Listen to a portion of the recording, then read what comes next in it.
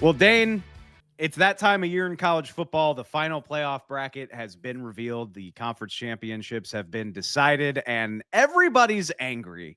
And there is no better time to do a draft podcast because we can just sit here and talk about football players, and I don't have to have an opinion about what the committee decided or who got snubbed or who benefited unfairly. And I'm really relieved about that, man. I'm very happy to just take a pass on all of that and say, hey, look at all these cool football players we're going to be able to draft in a few months. Yeah, and before we do look forward, because there's plenty of stuff we need to talk about with the playoff, and we'll do that eventually. But we got to talk about some of these conference championship games because Woo. man, they weren't all great, and we didn't have many to choose from. But specifically that Ohio State Indiana matchup, I wanted a fifth quarter. Let them play again. It was by far the best defensive tape on both sides, Ohio State and Indiana, that I have watched all season. And both sides played at an all-time level. I can't wait to get into this one. Hand to chest, I will own this. And it's a good lesson. I'd like to think I knew this, but it's never bad to get a reminder. But it's a good lesson that you can't write things off for narrative purposes. And I said heading into this game, maybe the stakes are a little bit lower because Ohio State and Indiana are assured bye weeks in the playoff. And that's exactly what happened, right? Like all at the end of the day, all that happened is Indiana and Ohio State flip-flopped in the 1 and 2 spots. And I guess from that perspective, the drama was lessened. But to hell with that, because if you watch this game, and understanding that this was Indiana's first chance to win the Big Ten in forever. And even on Ohio State's side, the defending national champions, a team that has accomplished plenty in the college football landscape, you would have no idea watching this game that both of these teams were assured a bye week in the playoff because the physicality, the effort, the striving in this matchup, it was just a fantastic game of football. And by like the late third quarter, I was like, yeah, forget all that. Forget all that lessened stake stuff. You can tell how much these teams want to win this game. No doubt. And I think we really saw it on defense where, and the final score is 13-10. So obviously it was a defensive battle. But the key reason that I think Indiana won this game, they had the better quarterback, plain and simple, at least on Saturday night, between Fernando Mendoza, Julian Sayin. And really, we're talking about a 3-year starter compared to a first-year starter. And that was the main difference is Mendoza made more plays. And it's funny how the game started because we had been hoping to see this matchup really all season. Ohio State, Indiana, the showdown in the Big Ten championship game, a chance to scout Mendoza against an NFL level defense.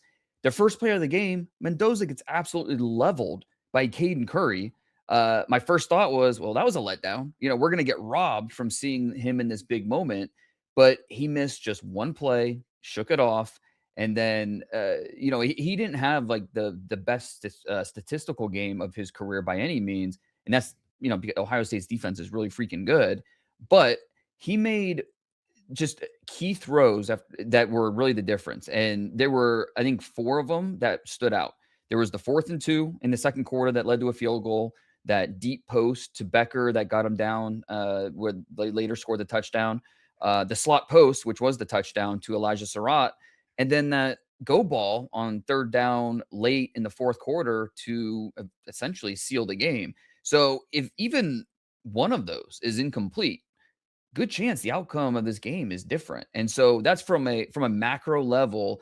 I think Mendoza was the difference in this game. He's just a better quarterback. He made more plays against a legit defense than what Sayin was able to do. And Sayin had his nice moments as well. He just didn't have as many big throws as Mendoza was able to make. And that's a testament to a quarterback who, look, we've been saying all year Mendoza's a first round player. We've been, he was in my way too early mock draft in April, started the year top 20 in overall in my rankings.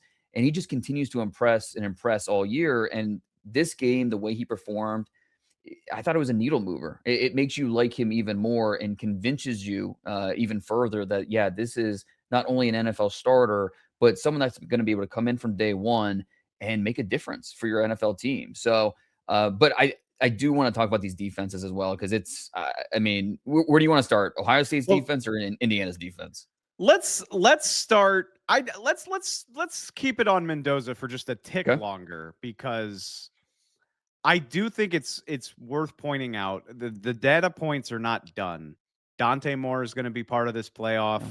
Ty Simpson is going to have a chance to try to right the ship. We can talk in more detail about Ty Simpson in a minute, but he's going to be part of this playoff. So there's plenty of opportunity for more information over the next month or so. But with this game in a showcase moment against a defense that, my God, is going to have so many guys drafted, it's starting to feel like Mendoza is crystallizing as the QB1, like the guy that's going to be the prohibitive favorite to be the first quarterback off the board. And we can talk about the throws. I think you highlighted the pertinent ones very well, but to go back to the beginning of that game, it's not just that he took a big hit from Kayden Curry on the first snap, but the way that he was acting on the turf, my heart fell into my stomach. Like, I was imagining the scenarios where, like, oh, like, what does this mean for his future? How long is he going to be out? How does this affect the draft? Like, I was already daydreaming about the ramifications of this injury because he looked like he was in that much pain. And I think more than anything, because I thought they were great throws. Don't get me wrong. I thought the stuff we saw from Mendoza against a higher level of competition, it looked like what we've seen from him all year long.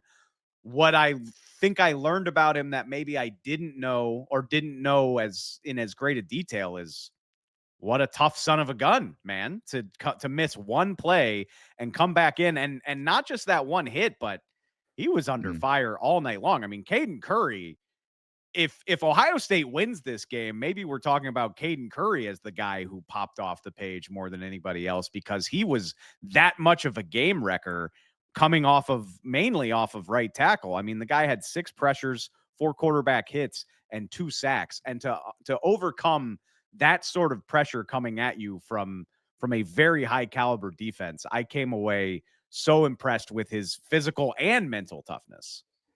No doubt. And Curry, he's an Indiana kid. I mean, he grew up outside of Indianapolis. He came very close to going to Indiana, like before, this thing, everything turned when Kurt Signetti showed up, but, couldn't turn down Ohio State. And, he doesn't have any regrets, obviously, but, he wanted to win that game with the way he played. But that's what you love about Kayden Curry as a prospect, is the motor just doesn't shut off ever. And so, we really saw that in this one. But yeah, the toughness that he shows, both mental and physical, like that's something that really stands out with him. And I think they can go back to several different tapes this year where Iowa, what they did in the fourth quarter in that one, the mental toughness it takes for that final drive against Penn State.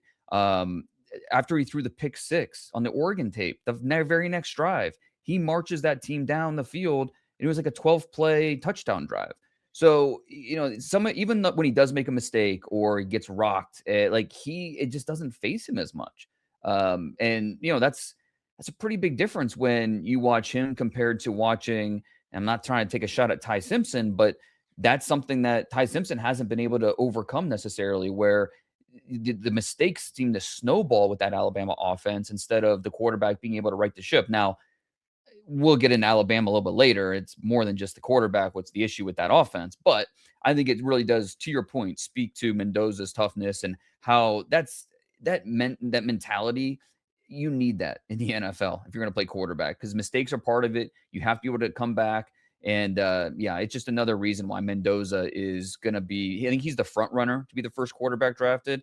And it'll be interesting with the playoffs, because Oregon, they basically have a bye. No offense, James Madison, but Oregon versus Texas Tech defense in that second round, that'll be really fun to see more go up against that caliber of defense. And then Indiana, either going up against, I think it's either Alabama's defense or Oklahoma's defense. That'll be awesome. So to your point, we still have more data points to before we make any final decisions on these quarterbacks. But Mendoza made a huge statement with how he played, and I get it. They scored 13 points, but the quarterback was the difference in why Indiana won this game. And the Ohio State defense shut down the run game. Indiana really wants balance. That's a key part of what they want to be on offense. Ohio State shut down the run game. The quarterback just made more throws.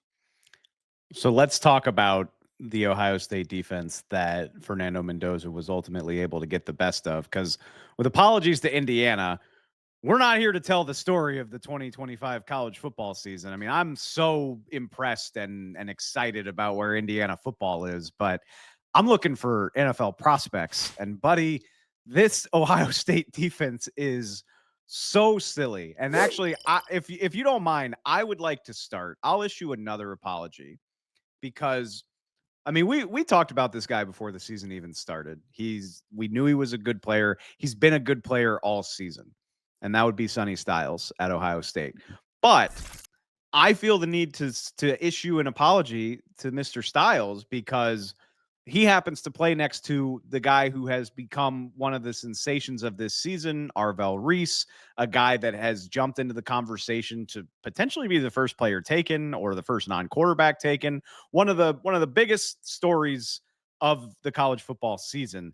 And I feel like you have a tendency to get enamored with the shiny new thing. Like, oh yeah, like everybody else is good, but have you seen Reese for Ohio State? And he rushes the passer, and that's very intriguing and makes you a more valuable player. And it's just kind of easy to put Sonny Styles in the background and be like, yeah, he's good, but he's an off-ball linebacker. It is what it is. And man, against Indiana, you talk about, I mean, I mentioned Caden Curry, but you talk about guys jumping off the field, just leaping out at you. Sonny Styles played like a demon in this game. It was incredible to watch. He was all over the place. And by the end of the night, it was like, I don't care what Arvell Reese is doing. Where's Styles? And I think he deserves a shout for the level he was playing at in a game this big. I mean, Styles, he looks like a defensive end, runs like a safety. And he's so good at using those long arms where he can quickly get off climbing blocks, make stops in the run game. The key and diagnose skills are night and day better than last year. I mean, we need to remember he didn't move to linebacker until spring practices of last year. So last year as a junior, that was his first year playing linebacker. And so there, obviously there will be some inconsistencies as he adjusts to the new position. This year, the improvements he has made has been expected, but also still really impressive.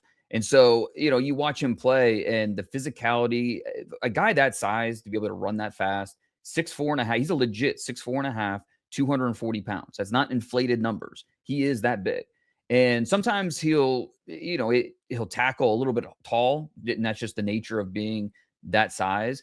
But running backs go backwards at contact. And so the mental part catching up to the physical part is a huge that's really the main takeaway from this season, and especially late in the season from Sonny Styles. And it helps that it's not only what you see on tape, but he just turned 21 years old, so he reclassified. So he should be a junior right now. He reclassified, just turned 21 years old.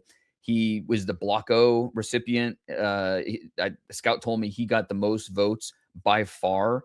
They cast a vote among the team about who gets to wear the Block O. Sonny Styles in a landslide. So, all these things add up, and it's like, yeah, he plays off-ball linebacker, but this guy's going to be a top 20 pick. I mean, it's just his impact on the game is it felt in so many different ways, and I think that was very, very much the case in this game against Indiana. They could not block him. He came with violence and physicality every time he got to the ball carrier. He had at least a snap or two of nice coverage too. It looked like he was like the pole runner down the middle of the field, where he was able to make it difficult for Fernando Mendoza in that intermediate range. Throughout the game, I mean, 12 tackles doesn't tell the story of his impact. And PFF charts stops as like a tackle that leads to an unsuccessful gain, and he had 7 of those. So phenomenal performance, but he was not alone though, as you can attest. I mean, Arvell Reese was awesome. He didn't light up the stat sheet, but if you watch the tape, he did exactly what he was asked to do. He was setting the edge. He was spying. I received more than a few tweets Saturday night saying, "Oh, where is he? Why didn't he have a bigger game?" He was doing exactly what he was being coached to do. And then that that closing burst in the fourth quarter on Mendoza, oh my gosh, it was ridiculous. So Arvell Reese had a fine game. Downs was awesome too. We mentioned Caden Curry. He played out of his mind. But and all due respect to all these guys we've mentioned, the best player in Ohio State's defense, in my opinion, from this game is Kayden McDonald in the middle, nose tackle. He destroyed Pat Coogan, the Indiana center. The run game really struggled to get going because of what the nose tackle was doing. And to me, this just it cemented what we thought coming into this game was he was one of the biggest risers this year. He in my mock draft, he was in the top 20. His violence that he plays with at the point of attack creates immediate knockback. He resets the line of scrimmage. And then he also showed some more pass rush in this game than we saw before. So I just think Kayden McDonald, a first-year starter, still figuring things out, has as good as he's been, getting better throughout the year. He still has room where he's going to improve.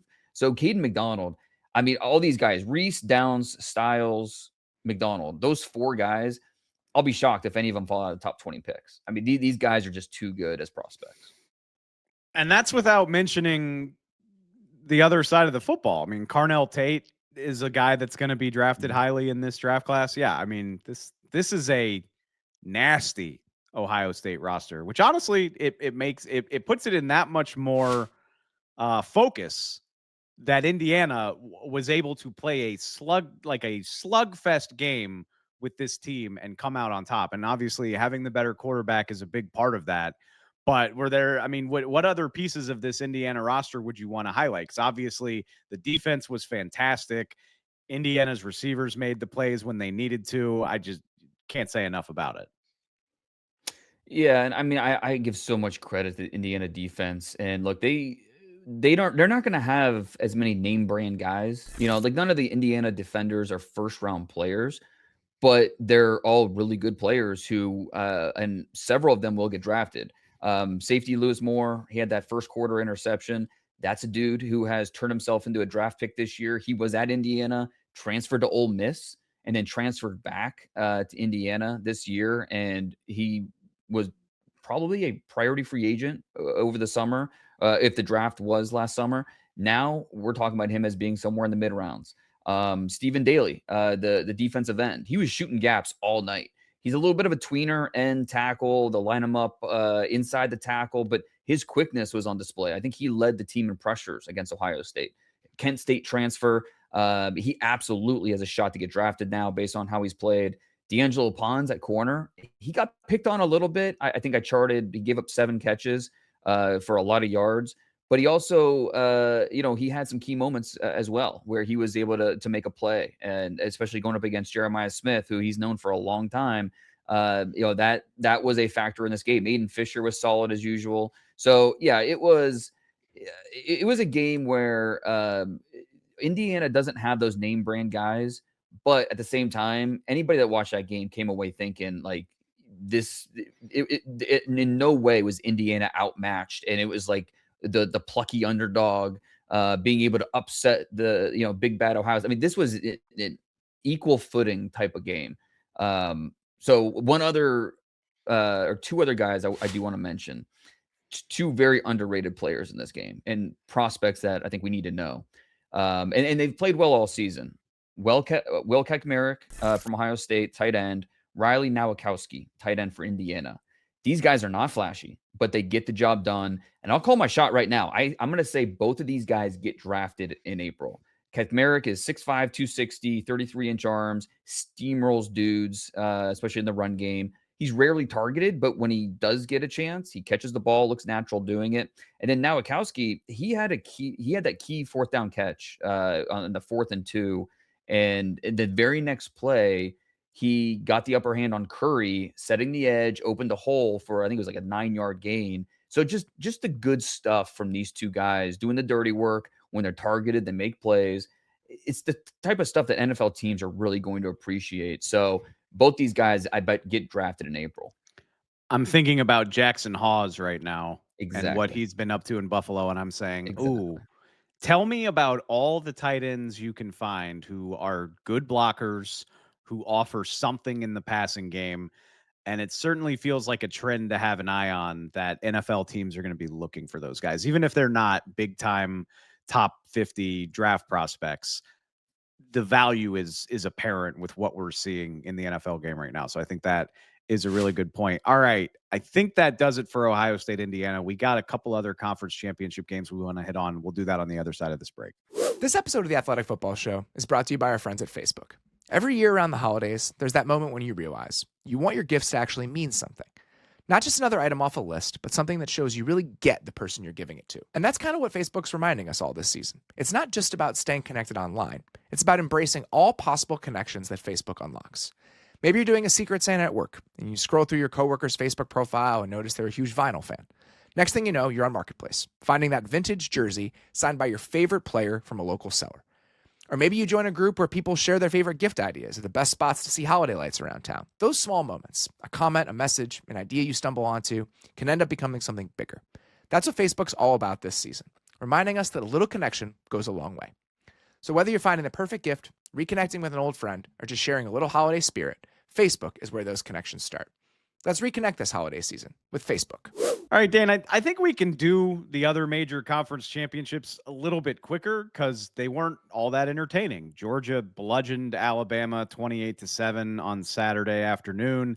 Texas Tech on Saturday morning beat BYU 34-7. So not as much drama, not as much intrigue in these games. Still some things we want to hit on, though. And I mentioned it. I'm really sad about what has transpired for our guy Ty Simpson since we said he was the man. And I said it on Twitter. We are. I said it on Twitter on Saturday. The moment that I spoke into a microphone that Ty Simpson's small start sample size didn't bother me because of the way he was playing. He looks like a guy who needs to play more football. And it was very obvious on Saturday against Georgia. I would like to say I thought he could have gotten a little bit more help from his receiver core in this game. I think there were some moments where they didn't come through for him the way that they could have, but still just not a wonderful day for Ty Simpson to wrap up this part of the season, at least. Obviously Alabama makes the playoffs. So like we said, he'll have a chance to try to make good on that, but 19 of 39 for 212 yards. Under duress all day, did not deal very well with what Georgia was throwing at him, and just the latest in what feels like it's been a pretty steady downward trajectory since like Halloweenish for Ty Simpson. Well, and it's not like we were jumping the gun. I mean, it was based off 2 months of tape. Like it was real. It was real, man. It was real for those 8 weeks. September, October. Yeah, absolutely. And look, but to the pre-Halloween tape and the post-Halloween tape, it's as different as you can get. And look, we have to point out it's not just the quarterback, like you said. The run game is awful. The blocking has not been good. Run blocking, pass protection hasn't been good. Even the pass catchers, and I mean, with the exception of Jeremy Bernard, I mean, Bernard hasn't been perfect, but he's the one guy on this offense that I think you can point to as saying he's the lifeline that Simpson needs to look at. But the overall, the pass catchers have been disappointing. And it's not to give Simpson a pass. And the inconsistent quarterback play has been at the center of this. And so without rehashing that entire game, I kind of want to play this forward a little bit. I do wonder if this could be a Carson Beck like situation where maybe it's time for both sides to move on. And I know I'm saying this with more games to be played. Alabama got in a playoff. We will see them in Norman against a good Oklahoma defense. And so, we're jumping the gun a little bit here, but just as we look forward to this offseason and a big NFL decision that Ty Simpson has to make, Alabama has 5-star Keelan Russell, Texas kid, ready to take over. If Simpson comes back, at the very least, I think it'll be a competition between those two. And so is this a situation where does he maybe go with the Beck plan where he declares, but then keeps his options open if another team comes in and says, hey, we'll give you a couple mil, come be our quarterback. I think to me, he needs more experience. He does. I mean, 13 games is just not enough. And, we're seeing that play out where I think he's a very smart quarterback. There are numerous times that you can point to the tape and say, okay, he worked left to right, got through, he worked to his third read. But when I think the defense really changes up the picture and messes pre and post snap, those are situations where his inexperience really shows. He just hasn't seen that yet. So when you're a quarterback who has just not seen a lot of things that the defense is going to throw at you, you're at a disadvantage, especially when you're not getting the blocking done in front. And at the NFL level, when everything's just so much faster, good luck. So hopefully Ty Simpson goes back to school, whether it's at Alabama, somewhere else. I've heard some say, well, he's already 23 years old. He needs to go now. I don't buy that at all. I mean, I don't think teams care about age for quarterbacks. That feels less true than it's ever felt these days. Absolutely. I mean, look, 2 years ago, Bo Nix and Michael Penix were both drafted way earlier than a lot of people thought. And they were both 24 years old. Like Joe Burrow and experience Jaden trumps Daniels age were when we talk about both very old quarterbacks. prospects. Exactly. Yeah. I'm with Simpson, you, man. he'll be 23 later this month. Yeah, he'll be 24. If he goes back to school, he'll be 24 going into the 2027 draft. That's just not as much of an influential data point as I think, as most people think, at least.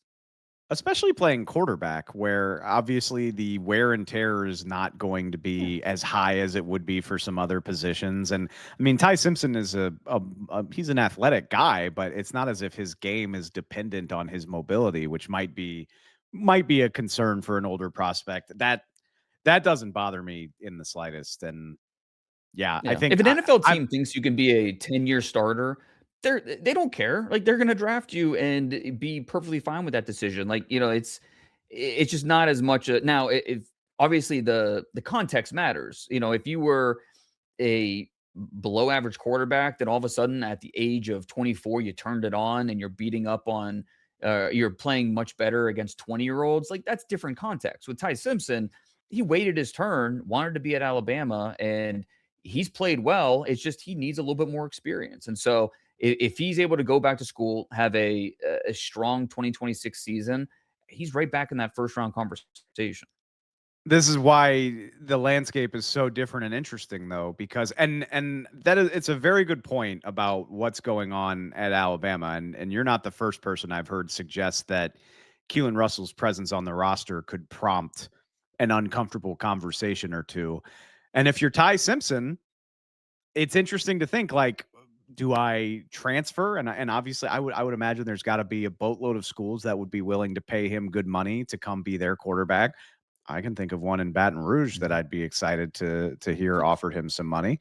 But you look at that and, like, you could transfer and go be a starter, or do you say, well, I am already 24 years old and I could just get drafted, and even if I fall a little bit further than I thought I might, you get the paycheck and you get a chance to develop and already be in an NFL system. I think college is just a little more appealing than it used to be when you consider you can make that kind of money getting more college starts, but it's an individual, it's a person by person choice. And I'll be interested to see what he thinks when this playoff run is over. Yeah. I mean, heck, he almost went to Tennessee. And he's from Tennessee. I think if there wasn't the coaching issues when he was coming out as a recruit, he probably would have ended up at Tennessee. So they could be in the market potentially. So yeah, I think he'll have options. It's just Alabama being in the playoff, and if they win against Oklahoma, like, that just pushes back the decision where a lot of teams feel like they need to make these decisions now. So it's the Ty Simpson situation is definitely something we need to watch closely. I have a very close eye on it. Don't worry. As somebody who I'm trying to salvage some dignity with where it's gone for him over the last month. I have a very close eye on where that happens. BYU, Texas Tech, obviously big win for Texas Tech. Really, it's a great story for them that they've, made good on the investments that they've made this year. Really fun defense to watch. I mean, we've talked a lot about them. We've talked a lot about the front. I wanted to highlight, shocker of shockers, the linebackers in this game. I think most people know about Jacob Rodriguez at this point. Ben Roberts, one of the players of this game, with 2 interceptions. in this beatdown win for Texas Tech. But yeah, that's my big takeaway here is, yeah, this is a big boy front. I think the Red Raiders have a front that could give any team in college football fits. And these linebackers are a hell of a lot of fun. Yeah, no question. I mean, Ben Roberts, he's not a guy that came up in like conversations with scouts as a junior that's looking to go pro. But shoot, you have a performance like that in the Big 12 championship game, and then maybe you keep that going in the playoffs. Maybe that changes. But yeah, Jacob Rodriguez going from a PFA, he's not getting drafted based off of his junior tape. All of a sudden, that changes now. I don't know if Jacob Rodriguez is going to test well enough to get into the top 100 picks, but if he's, even test a little above average, he'll have a shot for sure with what he's put on tape this year. I also want to, not just the front seven, but in the secondary, Bryce Pollock, he grabbed my eye. Barely a blip on the NFL radar over the summer, low end, not even a priority free agent, more of just a low end undrafted free agent type of grade. Now he's in that late round conversation because of the way he's played this year. He had a pass breakup against BYU. That Texas Tech team is going to be fun to watch in the playoffs because of this defense. And like I said, Oregon, they get past James Madison. That'll be a fun one to watch.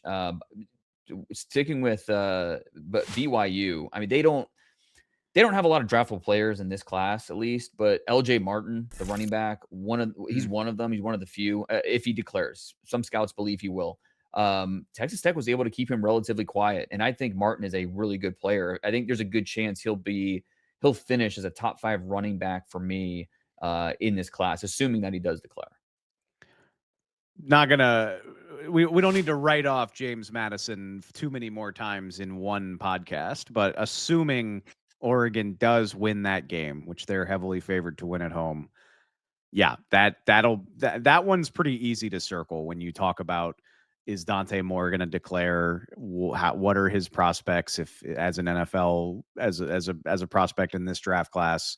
Not to mention this Texas Tech defense, which, sorry to the Big 12, I think you're not seeing them go against the best of the best as regularly as you see from teams in the Big 10 and in the SEC. So a very intriguing matchup, although we're going to get into the playoff previews next week. We don't have to do that right now. We got plenty more to talk about. All right, Dane, let's call this off-season housekeeping because the season is officially over for a lot of the teams in major college football. Obviously, teams that didn't make a bowl game, and then there were a few that were bowl eligible that opted not to play a bowl game. Although I did want to start this segment. We're going to follow it up with something we talked about earlier this season. And as teams move into their off-season, I heard you had an update for me on the situation at Wisconsin and what we talked about earlier this year with Luke Fickell's preferences toward allowing the NFL into the Badgers facility. Yes, I mean, quick refresher, mid-October, I tweeted how Wisconsin, specifically Coach Fickell, had been very restrictive when it came to scouts being at practice, and just overall the access was a problem. One of the few programs that was limiting scouts instead of helping them. Wisconsin was in the middle of a bad losing streak when that tweet blew up, and media asked Fickell about it after the Ohio State game. He, of course, denied it. But the number of texts and messages I received the next day from scouts and directors about, oh, I can't believe he denied it. And, he's calling him a liar and all that. A day later, ESPN confirmed my report. So I think most people know it's real. Fast forward a month, and I'm catching up with a scout, and he mentioned how he was in Madison recently. And he said they rolled out the red carpet. They bent over backwards for additional access, additional info. They even sent a thank you note for being on campus. And look, this is exactly why I tweeted it. And I know there were a lot of Badgers fans that were very upset with me because they were thinking I'm sharing this stuff and I'm trying to kick a program while it's down and I'm just piling on. Like, that was not the case at all. I've met Coach Fickell just once. So I don't know him, but he has a reputation of being a good guy, good coach. The only thing I was trying to do is fix the problem. Scouts, like they have a hard enough job, and the only thing that is going to fix something like that is public pressure. And so I'm not trying to stir the pot, cause drama. Scouts have a hard enough job, and this is just all about looking out for them. And so I'm happy to report that in this case, it worked, and they were able to, Wisconsin made some changes, and all of a sudden the scouts are able to do their job a little better when they're in Madison. We're a pro scouting community podcast here. We're looking out for the guys out on the road. A 4-8 season for the Badgers. Got it trending in the right direction-ish over the final month of the season. Swapped some wins and losses, but and obviously Luke Fickell managed to hold on to the job at Wisconsin, which wasn't a given around the time that you reported that. So be interested to see how that looks this year heading into the season, and what those relationships look like as the Badgers try to refine their footing in the very crowded Big Ten. Couple other things we wanted to hit on. I mentioned it before the break. I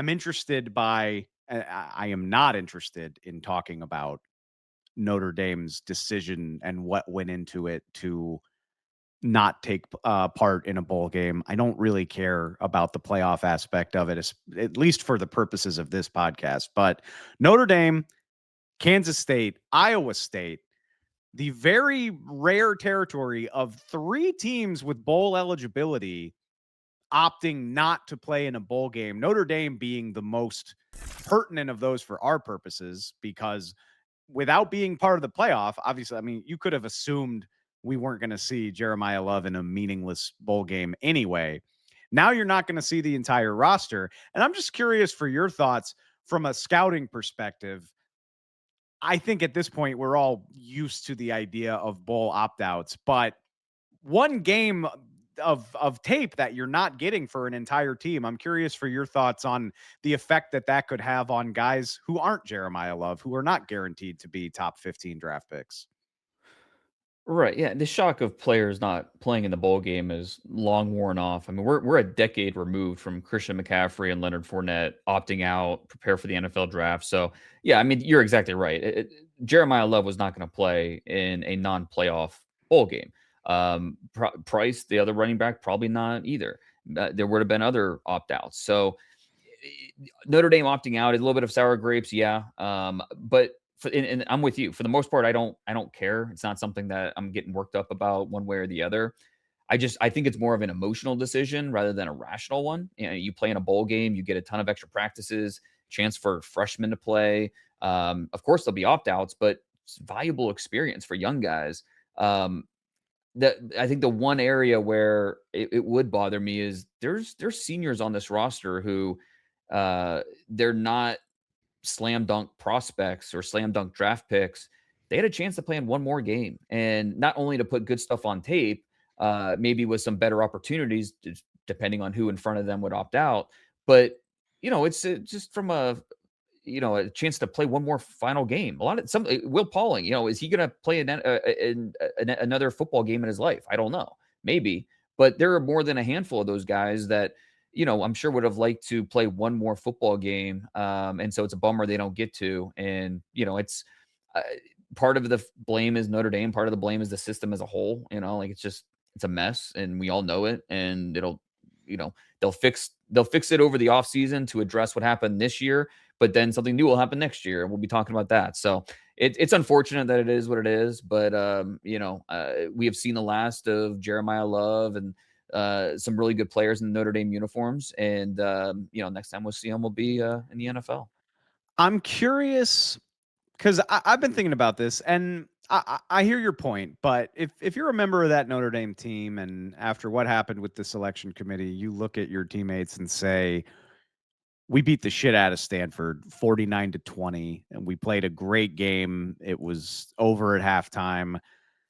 We're comfortable if that is our final moment as a team, if that's it.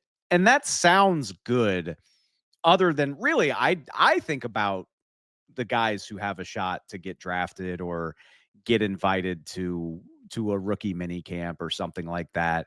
And to not have that game, I don't know. It feels like it could be meaningful to me, or do you think I'm overreacting? Like, at this point, is there enough hay in the barn with 12 games of tape that this is not something worth worrying about? Or the other aspect of this too is like, I get that a bowl game full of opt-outs where the best players aren't playing, it might not be very compelling to us, but that's more opportunity for a guy who might not get that much playing time to get onto the field. Where do you come down on that? Like, does this feel like a big deal that some fringe guys might not get those 50 to 70 extra snaps? Or is it like, we got 12 other games we can look at? Yeah, no, I agree 100%. I mean, we're not talking about the Jeremiah Loves here. We're talking, and maybe Yeah. not even like the Eli Rairdens, the talented tight end who put himself in a maybe draftable position based off of how he played this year. He has injury stuff in the past, so maybe he would have opted out of the bowl game. Who knows? I do think that, a couple things. It sounds like it was a player-led decision. And so, I doubt it was unanimous, but it sounds like it wasn't like the AD saying like, oh, they wronged us, so we're not going to play, or the coaching staff. It sounds like this was a player-led decision. So that's part of it. And then the other thing, listening to our great Notre Dame writer, Pete Sampson, he seemed to think that if they didn't do those weekly shows with the rankings leading up to this, and it was just one final reveal, Notre Dame would be playing in a bowl game. It was more of the, hey, we think we're going to the playoffs because we've been ranked that high all along. No way they're going to drop us in the final week when we didn't even play.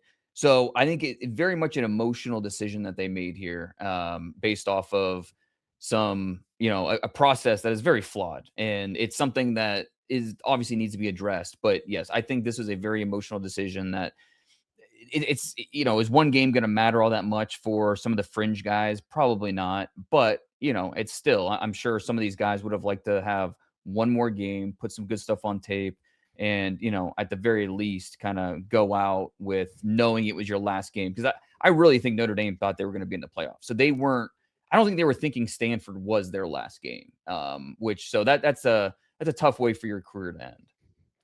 I have a boatload to say about the state of how we do this in college football, but that's not really the point of this show. Maybe we'll grab a beer sometime and we can talk about all of it, but that would derail the purposes of this.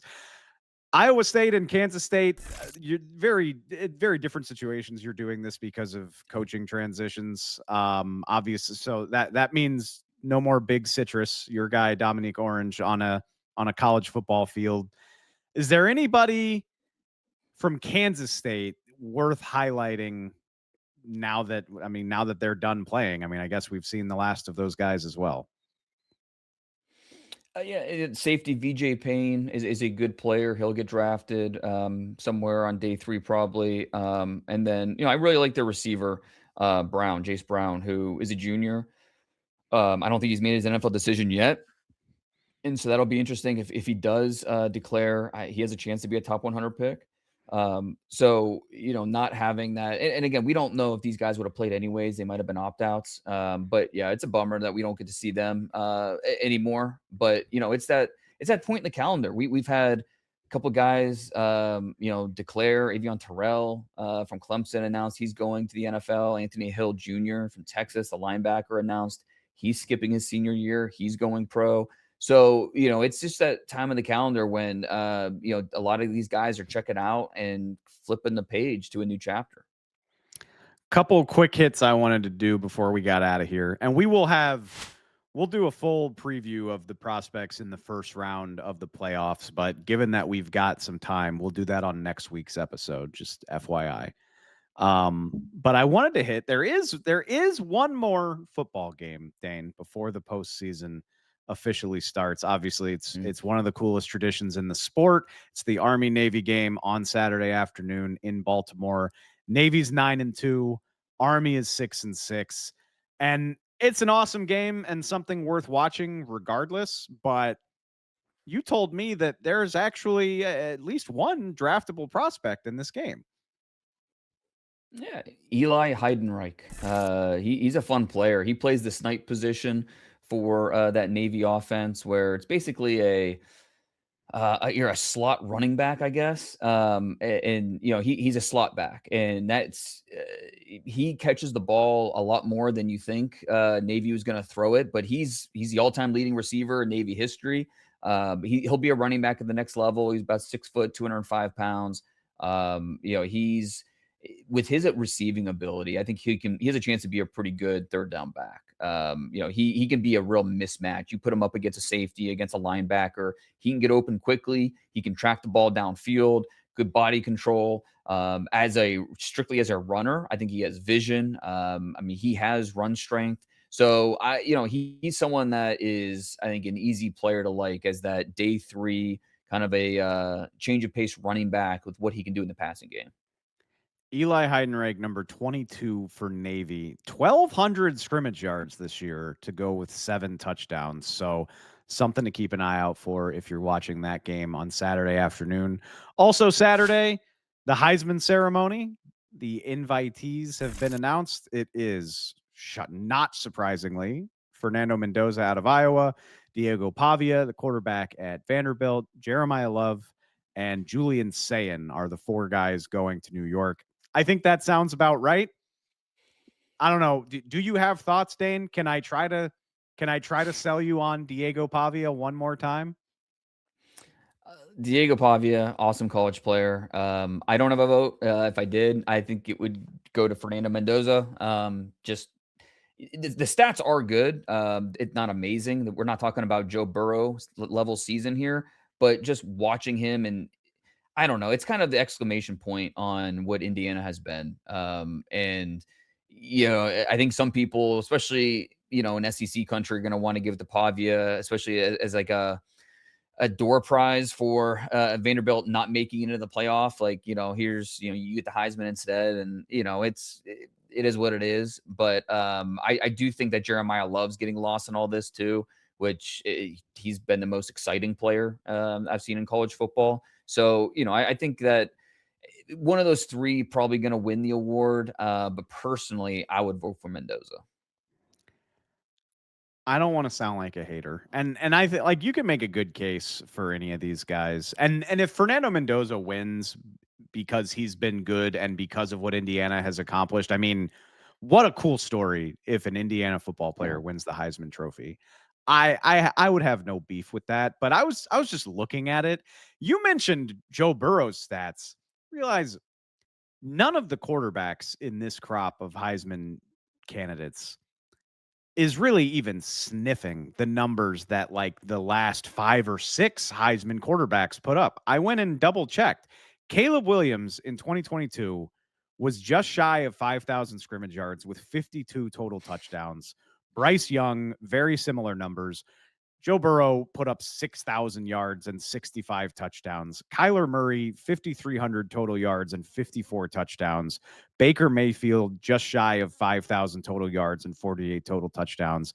You look at these guys, Pavia's just north of 4,000 total yards with 36 touchdowns. Mendoza, 3,100 total yards and 39 touchdowns. Like good numbers, but compared to the video game stuff we've gotten used to over the last decade or so, it's a little bit underwhelming, man. And I get it. It's not all about counting stats, but it is kind of striking to see it compared and contrasted with some of the stuff we've seen in recent history. I mean, even Pavia as a rusher has been fantastic, but you think it stuff that guys like Tim Tebow did in college where you're rushing for like 20 touchdowns. And it leaves me wanting a little bit, Dane. I'm willing to say that, and I'll risk sounding like a hater. And I think that when you spin it forward to NFL draft, like the last 21 Heisman Trophy winners, 19 were first round picks. Diego Pavia is not going to be a first round pick. We know that. It's more of a question of does he get drafted or not. And so it's been a long time since we've seen a Heisman Trophy winner not get drafted. And so it's interesting when for our purposes with this podcast, it's interesting when we look at these guys as prospects. I will say this. I'm a firm believer that you don't have to be a top 10 caliber pick to win the Heisman Trophy. It's strictly about who was the best, most dominant player in that college season. I'm firmly on board with Tim Tebow winning that 2007 Heisman. He was freaking incredible that year. But when you're just talking about like overwhelming dominance statistically, it just doesn't feel like we've had that player this season. Although I think you can make a perfectly acceptable case for any of these guys. One more thing I wanted to not hit. to put you on the spot, but do you know the last player who won the Heisman who did not get drafted? It's someone in the last 25 years. And it was it was either I would bet it was either Jason White or Eric Crouch. You're very good at what you do. It's Jason White. Yes. Yeah, that sounds 2003 Heisman. He was that the year I think he stole it from Larry Fitzgerald. Fitzgerald should have won that year, but yes. Yeah, that was and Crouch is actually drafted. He was a 3rd round pick, but I was going to say, yeah, my apologies to Eric Crouch. He was drafted, but I knew it was one of those early 2000s at the time Big 12 quarterbacks. Yeah. But it's rare. It doesn't happen very often. And Pavia, we've talked about him before, and we'll talk about him again as a prospect. He's very much a borderline guy where all the scouts I talk to, none of them have a draftable grade on him, but they all say the same thing. Like, we won't be surprised at all if he sneaks somewhere in those later rounds, especially once he gets in front of coaches. One last thing we wanted to do, and this was not on my radar at all until Saturday night while the conference championship games were going on. One of the most shocking upsets in recent memory took place in the FCS playoffs when Illinois State took down undefeated #1 perennial national champion North Dakota State in Fargo. And so I figure we could wrap the show up by doing a little bit of FCS talk and see if Dane can find us some prospects in the FCS playoffs, because this is building the beast. We're looking for everybody. And I'm intrigued by these quarterfinals in the FCS playoffs, Dane. Like, it wasn't just Illinois State beating North Dakota State. You had South Dakota upset Mercer, and you've got Illinois State playing UC Davis. You've got Montana playing South Dakota. Villanova upset Lehigh in the second round of the playoffs. They're playing Tarleton State. So in a sport, and Dane, you know this well because you lived in the Dallas area with me, North Dakota State was in this game every year for like a decade, and now it looks like we could have a brand new looking FCS champion. I'm very into what's going on here. Yeah, I mean, Dallas Holmes, the tight end from South Dakota, is a name to know. Yeah, there are a few others, but I do want to hit on that North Dakota State. It is a bummer we're not going to see them anymore, but credit to Illinois State for I watched back that tape, and Illinois State just got after them. The pass rush, and when you think of North Dakota State, you think offensive line. The offensive line just could not block them. And Cole Payton, the quarterback, who is one of the biggest risers this year. I mean, talked to scouts over the summer, and because he waited his turn 4 years behind Miller, who was drafted last year, finally going to get his shot to be a quarterback, the starting quarterback for the Bison. But I mean, teams are talking about him as maybe a tight end convert over the summer. He takes over the start of this year and plays really well. And he's a big lefty. Kind of reminds me of Michael Penix, like just with the way he looks when he throws the ball. Same type of scatter shot accuracy and inconsistent negotiation with pressure as well. But he can really sling it. And, he's raw. He's very inexperienced. But he's going to be drafted somewhere in the mid rounds probably. But this was not his best game. And it's funny when you rewatch that tape, because the very first play was an out and up from Bryce Lance and a 78-yard touchdown. And it's like, oh, North Dakota State is going to roll again. And it was their two guys that are going to get drafted. Lance has a chance to be a top 100 pick, sneak into the third round maybe. And Cole Payton, like I said, he's probably turned himself into a mid rounder. But credit to Illinois State for really shutting them down. And those two guys, North Dakota State, they can kind of turn the page and look towards draft prep now. North Dakota State and South Dakota State they've won the last 4 FCS national titles. They both got eliminated in the second round of the playoffs. And like I said, North Dakota State has won 10 of the last 13 FCS national titles. So the field is as wide open as it's ever been. And there are some good potentially draftable players playing this weekend in the FCS playoffs. So if you're hanging around, I know at least a couple of these games are like, they should be nationally televised. So that's definitely something to keep an eye out for this weekend without, as we wait for the first round of the college football playoff to start. Until then, that'll do it for us. Like I said, we'll be back next week to preview the opening round of the CFP. We will talk to y'all next time. We appreciate it. Thanks. Thanks for watching. Follow the Athletic Football Show wherever you get your podcasts. And don't forget to subscribe on YouTube.